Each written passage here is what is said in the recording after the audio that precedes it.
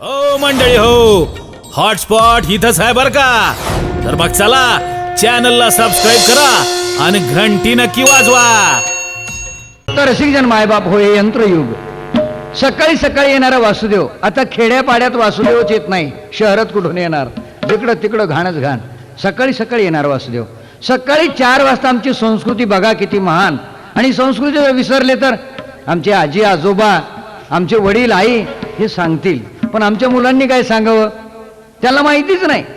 सकाळी 4 वाजता येणारा पांगुळ आमच्या आईला तर सकाळी 4 वाजता दळायचा आता तो प्रश्नच राहिला नाही.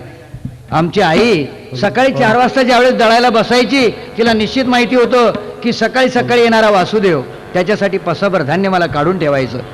या लहान लहान लेकरांना काहीच कल्पना राहणार नाही. म्हणून तुमच्या जीवनाच्या सकाळी सकाळी 21व्या शतकाच्या सकाळी सकाळी येणारा वासुदेव आपल्याला काय सांगतोय ते जरा ऐकूया बघूया.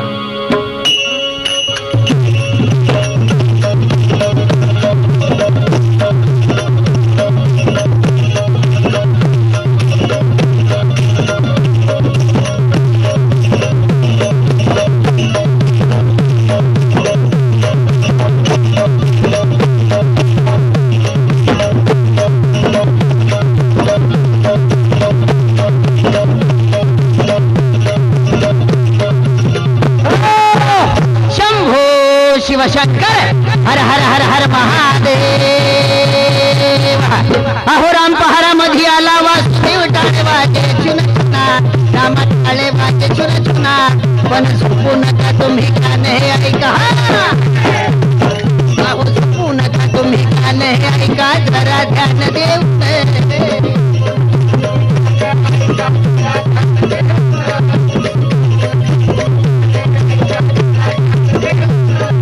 साधू संत विचारवंत होऊन गेलं भारती रामा होऊन गेलं भारती आणि धर्मनिचार सांगून गोष्टी अहो धर्मनिचार सांगून गोष्टीने केली जनजागृती.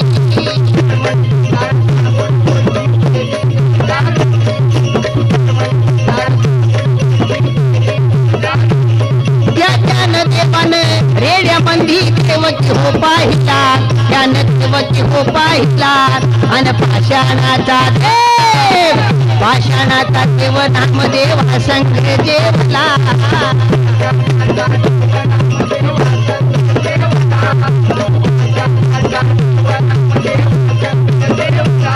अहो उच्च निचना कोणी ऐसी एकनाथाची वाणी माझ्या एकनाथाची वाणी आणि ग्रामसफाईचा संदेश दिला.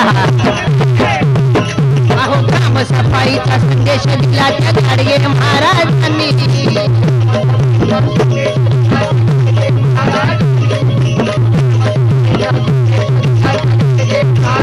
शंभो शंकर हर हर हर हर महादेव. राम राम वासुदेव काका. राम राम. राम राम राम राम. बोला. आज काही घोडा आणलेलं दिसत नाही. आज माझं घोडं आणलेलं नाही. परिवार सोबत आणलेला नाही. अहो परिवार काय माझी जोडी सुद्धा मी आज बरोबर आणलेली नाही. नाही. मग कारण मी कधी येत असतोय मी आता सुगीच्या दिवशी. हा सुगीच्या दिवसात येतोय हो. आणि प्रत्येकाच्या घरी जातोय. हो. प्रत्येकाच्या घरी मिळालेल्या पसा धान्यावर वर्षभर माझा परिवार चालवतो. परिवार चालतो. कारण तुम्हाला एक माहितीये काय बरं? जन्माला आल्यानंतर प्रत्येकाच्या डोक्यावर 3 प्रकारचे कर्ज असतात. बरोबर. त्यापैकी पहिलं कर्ज असतं आई वडिलांचं. असं. ते आई वडिलांचं कर्ज प्रत्येक माणसानं त्यांची सेवा करून फेडायचं असतंय. फेडायला पाहिजे. त्यांना वृद्धाश्रमाचा रस्ता दाखवून नव्हे. दुसरं कर्ज असतं हो, गुरुजनांचं. हो. ज्या गुरुजनांनी आम्हाला जीवनाचा मार्ग शिकवला अशा गुरुजनांचं दुसरं कर्ज असतंय. त्यांचं कर्ज त्यांची गुरुदक्षिणा देऊन फेडायचं असतंय. बरोबर. आणि सगळ्यात महत्वाचं तिसरं कर्ज ते कोणतं आहे काका? अरे ज्या समाजामध्ये आम्ही जगतोय हो, हो. जो समाज आमच्या सुखदुःखात सहभागी होतोय बरोबर. आणि अशा समाजाचं सामाजिक कर्ज प्रत्येकाच्या डोक्यावर असतंय. आणि ते समाजाचं सामाजिक कर्ज केवढ्या मोठ्या उदार अंतःकरणाने झुंबरलालजी खटोट प्रतिष्ठानचे जे आहे गौतमरावजी खटोट करतायत. समाजाचं सामाजिक कर्ज उतरवण्याचं दुसरं कोणतं कार्य असेल बाबा? यांच्यासारखं दुसरं कुठलं कार्य असेल? मी तर म्हणतो की इथून पुढे समाजामध्ये प्रत्येकाला वाटतंय शिवाजी निर्माण व्हायला पाहिजे. पण शेजाऱ्याच्या घरात आमच्या घरात नाही. शिवाजी निर्माण नाही झाला तरी चालेल पण प्रत्येक गावामध्ये एक गौतमलालजी खटोट निर्माण झाला पाहिजे. तर स्वराज्याचं सुराज्य होईल.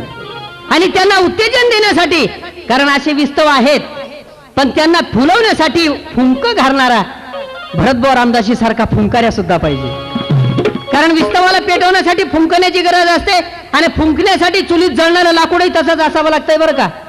नाही तर बेसरमीचं लाकूड जर चुलीत घातलं ना चुलीलाही तर असं फुकणार नीचे डोळे खराब. चुलीलाही पेटू देत नाही आणि फुकणारणीलाही तिला सुचू देत नाही. काय लाकूड चांगलं असावं, चूल चांगली असावी तरच पदार्थ चांगला होतोय. आणि म्हणूनच समाजाचं सामाजिक ऋण माझ्याही डोक्यावर आहे बाबा. आणि त्या समाजाचं सामाजिक ऋण प्रबोधनाची थोडी का होईना शिजोरी तुमच्याकडे संतांचा एक निरोप म्हणून घेऊन आलोय.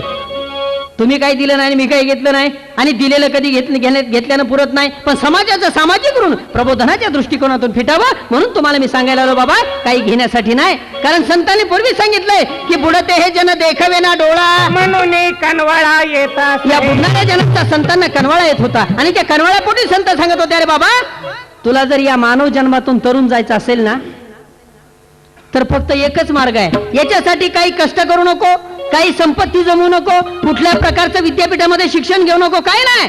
फक्त देवाच्या द्वारे उभा क्षणभरी त्याने मुक्तिचारी आणि त्या चारी मुक्तींचं साधन साधायचं असेल तर तुम्ही वासुदेव वासुदेव म्हणा, तुम्ही वासुदेव वासुदेव म्हणा, तुम्ही वासुदेव वासुदेव म्हणा,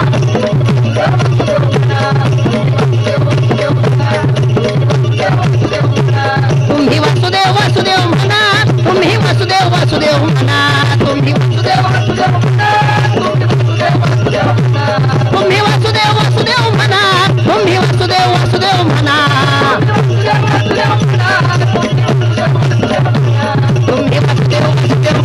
तुम्ही वासुदेव वासुदेव म्हणा.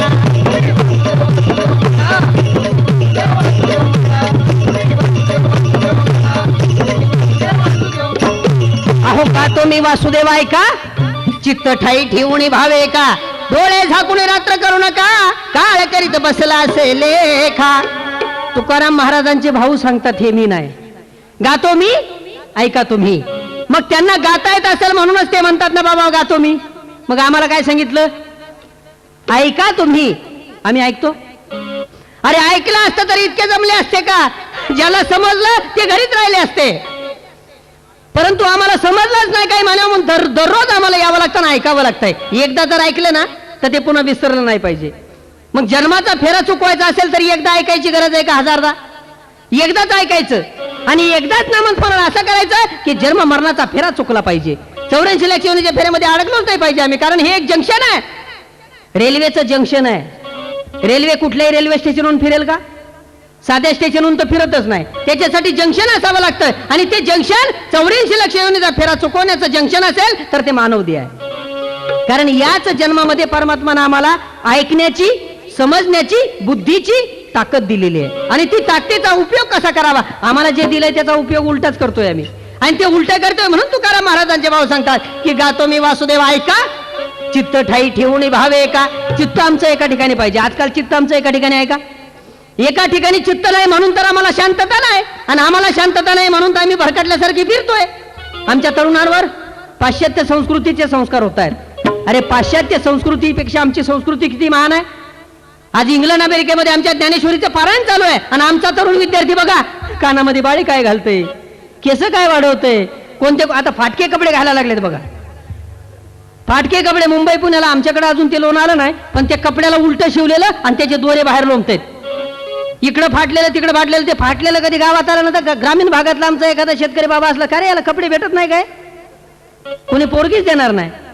पाश्चात्य संस्कृतीचे संस्कार आमच्यावर पडतायत. अरे सूर्य, एखाद्या तेजस्वी माणसाला कशाची उपमा देतोय आम्ही, सूर्याची उपमा देतोय. मग सूर्य ज्यावेळी उगवतोय त्यावेळी किती तेजपुंज राहतोय आणि तो जर पश्चिमेला सरकला तर, पश्चिमेला जर सरकला तोही मावळल्याशिवाय राहत नाही. एवढा मोठा तेजपुंज सूर्य ज्याची उपमा आम्ही चांगल्या योद्ध्याला देतोय, एखाद्याच्या कार्याला देतोय आणि तो जर पश्चिमेकडे सरकला तर तोही डुबतोय.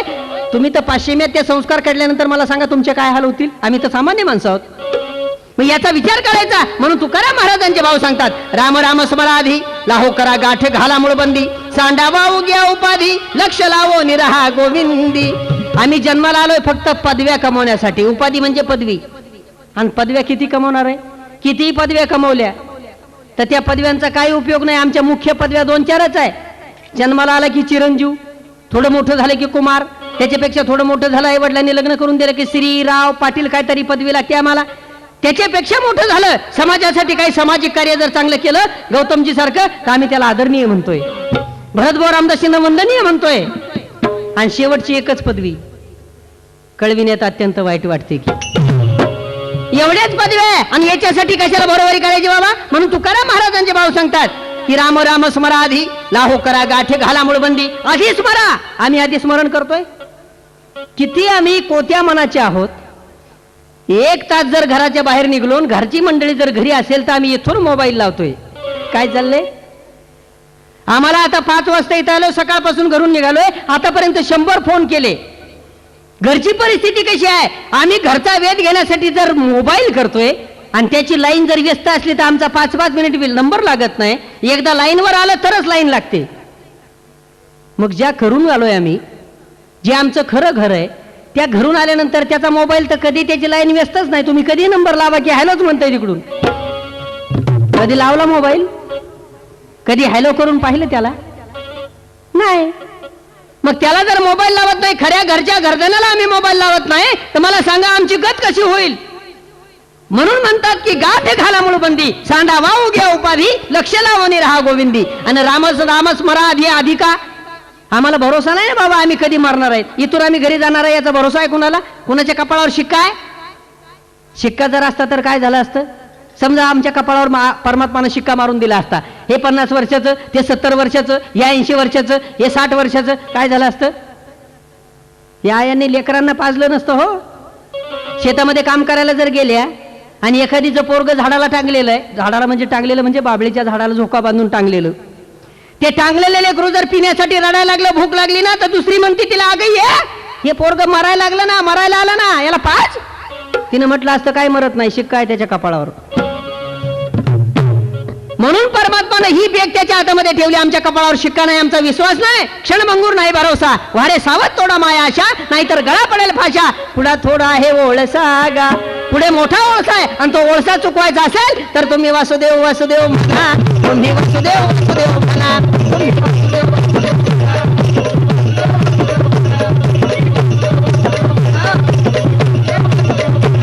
तुम्ही वासुदेव वासुदेव म्हणा, तुम्ही वासुदेव वासुदेव म्हणा, तुम्ही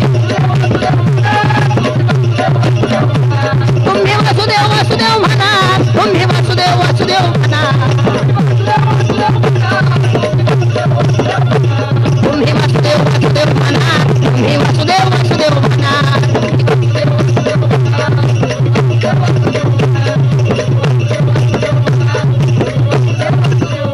अहो अल्पाक्षी मानव देह, शतकनिले ते अर्धरात्र खाय, मध्ये बालत्व पिढा रोग क्षय, काय भजनासी उरले ते पाहेगा.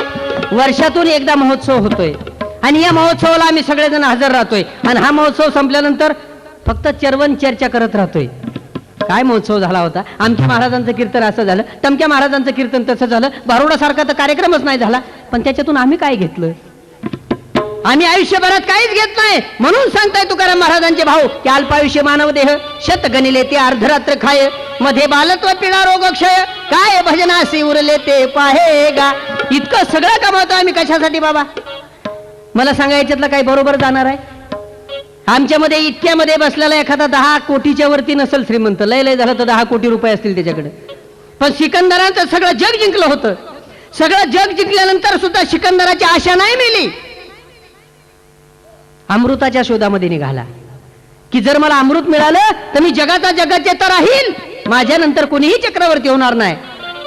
अमृताच्या शोधामध्ये निघाला. कोणीतरी एका महाराजांनी सांगितलं, बाबा जा सातपुड्याच्या डोंगरामध्ये एक झरा खेळाळतोय, त्या झऱ्यामध्ये सगळं अमृतच आहे, पिला की अजरामर होशील. गेला डोंगरामध्ये, अमृताचा झरा दिसला, समोर बसला, हाताची ओंजळ केली आणि त्या झऱ्यामध्ये हात बुडवणार. एवढ्यामध्ये पाठीमागून आवाज आला, सिकंदरा थांब, वेडेपणा करू नकोस. पाठीमागं पाहिलं तर एका झाडावर एक कावळा बसलेला होता आणि कावळ्याला सांगितलं, सिकंदरा अरे तू काय वेडेपणा करतोय, तुझ्या आधी हा मूर्खपणा मी करून बसलोय. मी पिलो अमृत, अजरामर झालोय, पण आता मला या देहाचा कंटाळा आला आणि या कंटाळा आल्यामुळे मी माझं मुंडकं तलवारीवर घासलं तरी कापलं गेलो नाही, जाळामध्ये उडी टाकली तरी जळालो नाही, पाण्यामध्ये जीव फेकून दिला तरी मी मेलो नाही. बाबा तुला घ्यायचं तर घे, अमृत पी, पण हे घेतल्यानंतर जर तुला नरदेहाचा कंटाळा आला आणि मरावं वाटलं तर त्या मराचं औषध मिळेल त्यावेळी हे अमृत पी. हे पिल्यानंतर जर मरायचं औषध काही असेल तर त्याचा शोध घ्या आधी. सिकंदराला पटलं. सिकंदर अमृत न पिताच घरी आला. पिलं नाही अमृत. घरी आल्यानंतर विचार केला की एवढं सगळं केलं, मी सगळं जग जिंकलं, सगळी जगाची सत्ता सगळं माझ्या हातात आहे, पण मी स्वतःसाठी काय केलं.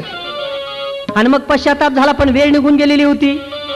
आणि वेळ निघून गेली म्हणून सिकंदराला पश्चाताप झाला. तब्येत बिघडली, डॉक्टर बोलवले. डॉक्टरांनी तपासलं आणि घोषित केलं सिकंदरालाही झालं तर उद्या संध्याकाळपर्यंत. आटोपलं तुमचं. दुसऱ्या दिवशी संध्याकाळच्या आत प्रधानाला बोलवलं आणि सांगितलं, बाबा मी समाजासाठी, जगासाठी, स्वतःसाठी काही करू शकलो नाही, पण आता मेल्यानंतर सुद्धा लोक मला नाव ठेवतील रे, म्हणून माझी तिरडी कशी बांध. आणि सिकंदर मेला. मेल्यानंतर त्याची तिरडी बांधली, 4 लोकांनी खांद्यावर घेतला आणि निघाली. प्रेत यात्रा निघाली. त्यावेळी असा असंख्य जण समुदाय जमलेला होता. प्रत्येकानं पाहिलं, त्याच्या तिरडीकडे पाहिलं की हसू येत होतं. प्रत्येक जण विचार करत होता, कुणी बांधली रे ही तिरडी. जगाचा जगज्जेता सिकंदर, याची तिरडी सोन्याची पाहिजे होती, बांबूचीच आहे. बरं बांबूची आहे तर याला नीट बांधलेला नाही, याचे हात असे खाली का लटकतेत. एका जणाने हिंमत करून विचारलंच प्रधानाला, का हो याचे हात असे का लटकतेत, कुणी बांधली तिरडी, नीट बांधता येत नव्हती का. प्रधानाने सांगितलं, महाराजांनी आम्हाला जे सांगितलं तसं आम्ही वागलो. म्हणले काय. लोकांनी जर विचारलं तर लोकांना सांगा की सिकंदरानं सगळं जग जिंकलं, पण ज्यावेळी गेला त्यावेळी हात हलवत गेला, बरोबर काही नेलं नाही. तुम्ही आम्ही काय नेणार आहे. न्यायचं असेल तर परमात्माचं नामस्मरण. आणि आता या क्षणापासून वासुदेव वासुदेव म्हणा, तुम्ही वासुदेव वासुदेव म्हणा.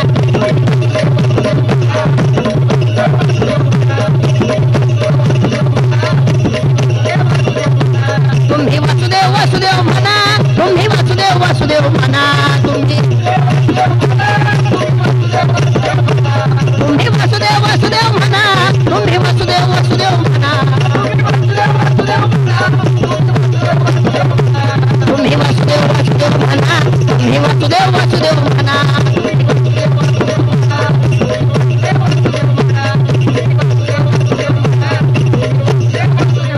क्षण भंगूर नाही भरवसा, वारे सावत तोडा माया आशा, नाही तर गळा पडेल त्या यमाचा फासा, पुढे थोर आहे ओळ सागा. आम्ही विचार करतो, ही वेळ आहे का आमची नामस्मरण करण्याची. एकदा का आमचा संसार सुखाचा झाला का, मुलाबाळांचं लग्न झालं का, संसाराच्या किल्ल्या मुलांच्या हातात दिल्या का, मग देव आहे ना आम्ही आहे. मला सांगा, नामस्मरण करायला एखादं ठराविक वय आहे का. त्याचा एखादं ठराविक वय ठरवून दिलेलं आहे. 70 वर्षाचा झाला तरच नामस्मरण करायचं, 80 वर्षाचा झाला तरच करायचं. अरे त्याला वेळेचं बंधन नाही, काळाचं बंधन नाही. रावणासारख्याला नाही जमलं ते, ज्याला 80,000 बायका, 1 लाख पोरं, 1.25 लाख नव्हतं ते, त्याला नाही जमलं. तुम्हाला आम्हाला काय जमणार आहे. वेळेचं महत्व माहिती आहे तुम्हाला. वेळेचं महत्व ज्याला कळलं ना त्यानं जग जिंकलं, त्यानं परमात्मालाही जिंकलं. नाही तर टाइम परमात्मावरही आला, त्याच्यावरही टाइम आला, त्याच्यावरही प्रसंग आले, पण त्या प्रसंगाला त्यांनी जिंकलं म्हणून ते देव झाले. वेळेचं महत्व माहिती आहे मला. एका वर्षाचं महत्व बघायचं असेल तर एखाद्या नापास झालेल्या विद्यार्थ्याला विचारा, एका वर्षाचं काय महत्व असतंय, एका महिन्याचं महत्व. मातृत्वाकडे वाटचाल करणाऱ्या आमच्या आईला विचारा, एका महिन्याचं काय महत्व असतंय. एका सप्ताहाचं महत्व एखाद्या साप्ताहिकाच्या संपादकाला विचारावं. एका दिवसाचं महत्व मजुरी करणाऱ्या मजुराला ज्या दिवशी मजुरी मिळत नाही त्या दिवशी त्याला विचारावं, एका दिवसाचं काय महत्व आहे. एका तासाचं महत्व. अर्धराज्य देऊन आपलं 1 तास जिवंत ठेवण्याची विनंती करणाऱ्या सिकंदराला विचारा, एका तासाचं काय महत्व आहे. एका मिनिटाचं महत्व. अमेरिकेचं वर्ल्ड ट्रेड सेंटर खचलं, ते खचण्याच्या आधी 1 मिनिट बाहेर जे भाग्यवान निघाले ना त्यांना विचारा, एका मिनिटाचं काय महत्व आहे. एका सेकंदाचं महत्व. ऑलिम्पिकचे खेळाडू आमचे ज्यांचं सुवर्ण पदक एका सेकंदामुळे हुकतंय त्याला विचारा, एका सेकंदाचं काय महत्व आहे. आणि आम्ही विचार करतोय, ही वेळ आहे का आमची. वेळेचं महत्व जाणून घ्या, वेळेच्या महत्वाचा फायदा घ्या, वेळेचा फायदा घ्या. आणि आता या क्षणापासून वासुदेव वासुदेव म्हणा, तुम्ही वासुदेव वासुदेव म्हणा, तुम्ही वासुदेव वासुदेव म्हणा, तुम्ही वासुदेव वासुदेव म्हणा, तुम्ही वासुदेव वासुदेव म्हणा, तुम्ही वासुदेव वासुदेव म्हणा, तुम्ही वासुदेव वासुदेव म्हणा, तुम्ही वासुदेव वासुदेव म्हणा, तुम्ही वासुदेव वासुदेव म्हणा, तुम्ही वासुदेव वासुदेव म्हणा, तुम्ही वासुदेव वासुदेव म्हणा, तुम्ही वासुदेव वासुदेव म्हणा, तुम्ही वासुदेव वासुदेव म्हणा, तुम्ही वासुदेव वासुदेव म्हणा, तुम्ही वासुदेव वासुदेव म्हणा, तुम्ही वासुदेव वासुदेव म्हणा, तुम्ही वासुदेव वासुदेव म्हणा, तुम्ही वासुदेव वासुदेव म्हणा, तुम्ही वासुदेव वासुदेव म्हणा, तुम्ही वासुदेव वासुदेव म्हणा. हो मंडळी हो, हॉटस्पॉट इथंच आहे बर का. तर मग चला चॅनलला सबस्क्राईब करा आणि घंटी नक्की वाजवा.